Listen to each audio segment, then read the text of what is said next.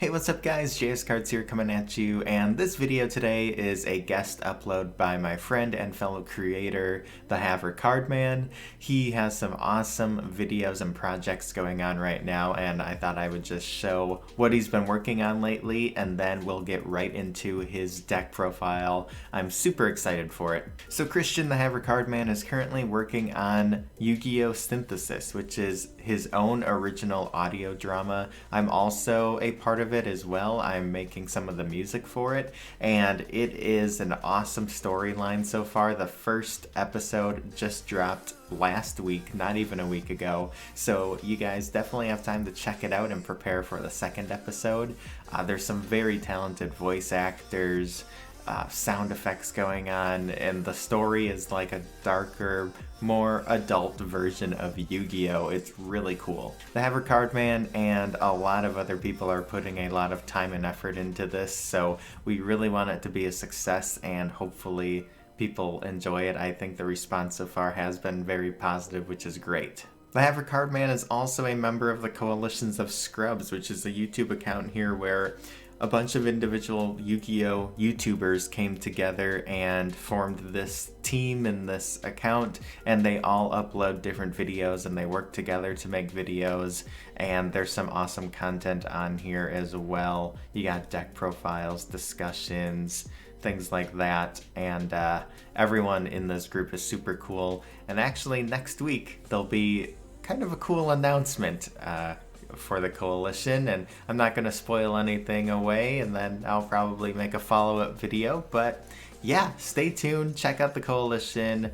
It's a bunch of great creators, and check out Yu-Gi-Oh! Synthesis. But if that wasn't enough, Christian, the Havre Cardman, also has the Havre Creator Cast.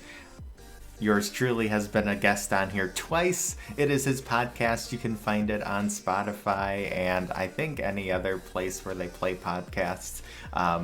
And you know, the beginning episodes talk all about Yu-Gi-Oh! And creating Yu-Gi-Oh! Videos, but it's kind of branched more into life and just being a creative person in general and doing projects and, you know, making content in general. It doesn't have to be about Yu-Gi-Oh! I love the new direction to the podcast. It's inspiring. He's got some great words of wisdom, and yeah, if you are just a creative person or you're interested in how like the creative process works, definitely give the podcast a listen. It's very informative, and you know, he's got some very helpful tips, and the guests, including myself, are pretty cool. But without any further ado, we're gonna get straight into his video. He is like the prank kids guru, the rock guru as well. So definitely smash that like button, comment down below that you like the video, because if this video does well, he's gonna do a follow-up combo tutorial so you guys can see the deck in action. We got prank kids, Adamanciptator coming your way, and it's a very fun and powerful deck that a lot of people now are wanting to play and test out because it's been doing so well and the two archetypes mesh really well together. All of the Havre Cardman's links will be down in the description, so definitely click on all those, check him out, support him and everyone else at the coalition while you're at it, and I'll catch you guys next time. Enjoy the deck profile, guys. I'm the man, I got the plan. When it hits the fan, do all I can, do all I can. Hey guys, Christian the Havre Cardman here, bringing you a deck profile today on JS Cards channel, and this time around we are going to be doing the Adamanciptator Kids. Actually a very fun deck that I can make end on a board of a Calamities and a Battle Butler with a Meow Meow and Graveyard, and then 5 cards in hand to be able to go off the combo again next turn.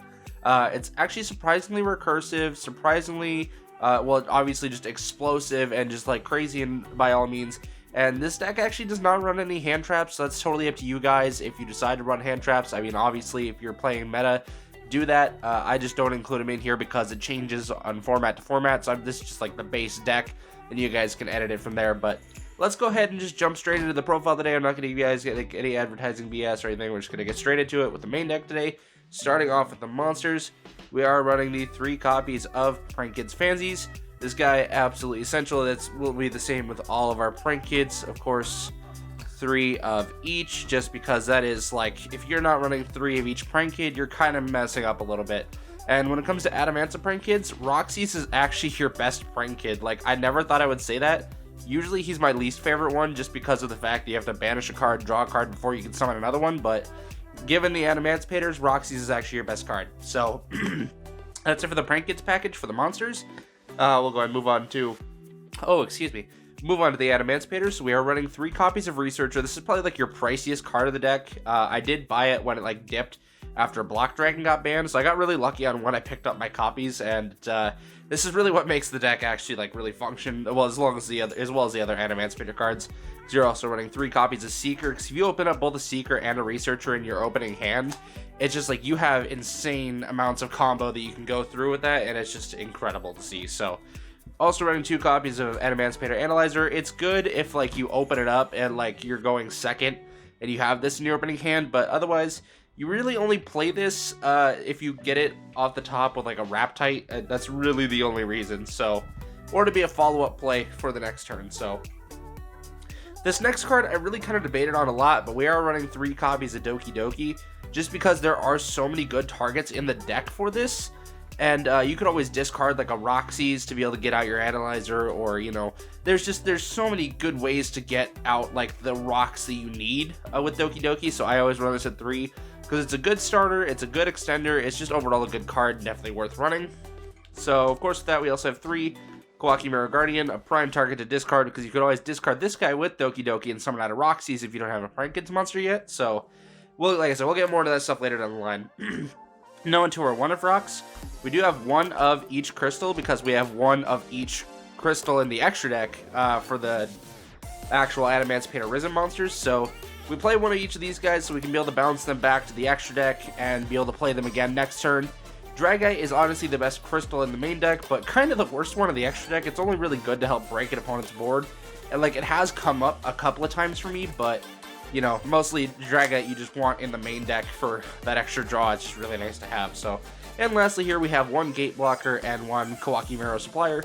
I love having both of these cards in the deck. Kawaki Mirror Supplier is just a good extender, and Gate Blocker is actually a good way to protect yourself from like imperms, effect veilers, anything that targets, and it can actually be a way to counter Boarload Savage Dragons if you're playing against those and you're going first. It's just a funny card. I absolutely love Gate Blocker. So that is it for our monsters. Let's get those out of the way. We'll move on to the spells now. Opening up with the Prank Kids package, of course, 3 Prank Kids place because you really want to maximize on consistency. With the way this deck is built, you essentially have 16 ways to get to a Prank Kids monster on your opening turn, not including the Adamanciptator monsters. Because if you get any of those and you're able to excavate your top 5 and you go into a Roxy's, that's another way to get your Prank Kids. So this just makes Prank Kids like even more consistent, this version of the deck, and I absolutely love that. And then 1 copy of Terraforming, and this is our 16th way to get to a Prank Kids monster, because you can use this to search your place, and then place to search whatever monster, provided you don't get ashed. So, next up here, we are running 2 copies of Prank Kids Pandemonium, because you don't really want to see it a whole lot, but if you draw it, it's not like the end of the world, because you can always search it. But if you do draw this, you can use your Dodo to search something else, so it really doesn't matter which way you go on that. And then we are running 1 Prank Kids Pranks, because really, this is just a good, like, it's a good little extender or like way to recur some resources, but overall it's not all that powerful of a card, so you don't really need it more than 1, but it is valuable enough to have. And next up, this is still technically part of the Prank Kids package 3, Thunder Dragon Fusion. I feel like this is mandatory for any Prank Kids list. Being able to use this to either get out that first or second Battle Butler is just absolutely insane just by shuffling your monsters back to the deck. So not only are you refilling resources, you're getting out a Prank Kids Battle Butler on top of that. So absolutely wonderful card. Love this thing.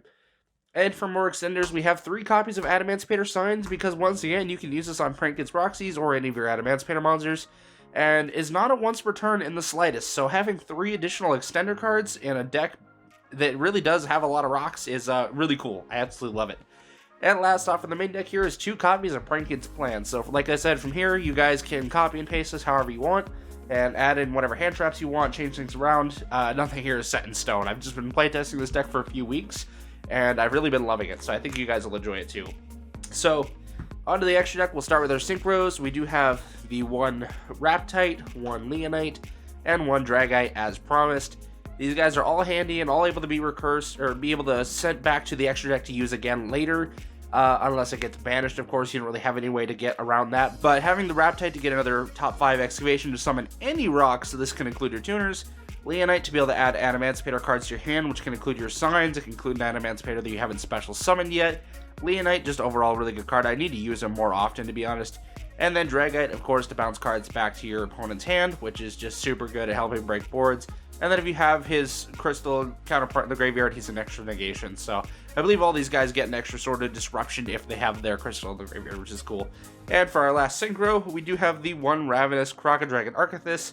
This is what allows us to make Calamities. Now, unfortunately, Calamities is not recurable, but every other playmaker in the deck is, so you can definitely like still be able to loop some stuff around and be able to keep a resource game up. This deck is oddly good at not only going for a quick OTK after big board of disruption, but it's also really good at the grind game if you play it right too, so you just got to be really careful about it. So next up, we're on to the Link monsters now. We have two Prank Kids, Meow Meow Mew. Always mandatory in my Prank Kids list to have two of these guys, because if you banish the first one for like a Battle Butler tribute or something like that, and you don't have another one to back you up next turn to go into your plays, you're gonna struggle a little bit. So I always make sure I have two of these so that way I can banish the first one and then I'll just loop the other one so I can keep cycling it and keep my advantage up. Because it's fine if I have to like actually tribute one of my monsters instead of banishing this guy instead. It's totally fine. So next up on the list, we have two Prank Kids, Dodo Doodle Doo. Always want two of these because once again, you want a backup plan if any of them get banished or anything happens to them. You want the backup copies. Sometimes you just need the extra Link materials or the Link monsters, and you can't get one into the extra deck from the graveyard. So you just got to do your best to just summon on another one is really what it comes down to. And just for the extra damage and, you know, I mean, just because mandatory, I'm playing one copy of Bow Bark. I've never really needed more than one copy of this guy. But trust me, he's always been super good. I absolutely love Bow Bark, don't get me wrong, but you really only need one copy of him, so. Next up here for the Link monsters, our last two, we have one Predaply Verte Anaconda for that Thunder Dragon Fusion. Don't really need it for anything else. Eddie, you guys probably saw in the main deck, we're actually not running any Polymerization, because this deck actually does not need it, to be honest. Being able to search out that Pandemonium, you're usually doing your Prank Kids Fusion plays after your Adamanciptator combos, so it's really not even that big of a deal, to be quite honest. And then we are also running one Apollosa Bow with the Goddess as a backup plan. If we can't quite make it to that Calamities, but we've got 4 materials on field, just go ahead and slap this down. It's just easy 4 monster negates, unless obviously something happens to it. So overall, just a good backup plan, just being a generic easy Link 4. So now onto the fusions, we are running one Prank Kids Rocket Ride. I almost always do 2 copies of this, but I was running out of space in the extra deck, and I figured I could recur this guy enough and be able to send him back to my extra deck enough with Prank Kids Place, Prank Kids Pranks, Prank Kids Plan, and also my Dodo Doodle Doo and Bow Bark. I figured it was easy enough to get this guy back in the extra deck that I wasn't too worried about only having one copy. If he does get banished, it does hurt, but you can still play around that, so it's not like the worst thing to happen, it does really suck. And then our last Prank Kids Fusion, of course, the one copy of Prank Kids Battle Butler. I always try my best to run 2 of these guys, but if I can't, I can't, and it is what it is. But this is another reason we have the Thunder Dragon Fusion, because if we can't get into him like natively, if we can't get the Pandemonium and the 3 monsters to our hand or field, then, you know, we can have the Thunder Dragon Fusion to at least shuffle them back and still summon them out. So no matter what, you're pretty much going to be getting this guy out at the end of the turn. It's super easy to do and super worth it. And lastly, for the fusions, of course, is the Trishula, the Dragon of Icy Imprisonment, just to be able to make your last card in the extra deck the true King of all Calamities. The Calamities package does make it a little bit hard to fit everything else that we kind of need in here, but really, max 6 out of 15 cards wasn't too bad, and you'll notice we didn't play a single Needle Fiber in here. We don't have Needle Fiber, we don't have Gallant Granite. This deck really doesn't need it. It's explosive enough on its own in the main deck that it can make all of these monsters super easily. So really, guys, definitely test this deck out for yourselves. Let me know what you think. I absolutely love it. This deck is super explosive, super fun. Once again, doesn't run any hand traps, but that is all dependent on you and like your local meta or just the meta in general. So I tend not to do hand traps in my deck profiles just because they can become very irrelevant over time, and I just don't want that being an issue. So you guys hand trap however you want. That's all I got for you guys today. Thank you for joining me in this deck profile. If you want any further explanation on this deck, let me know. I might be able to do a second video for you guys if you want like a combo tutorial or anything like that. Go and leave it down in the comments and let JS know what you like. So thank you guys for watching today. Remember to have fun and make your move. Peace out. I'm a love giver.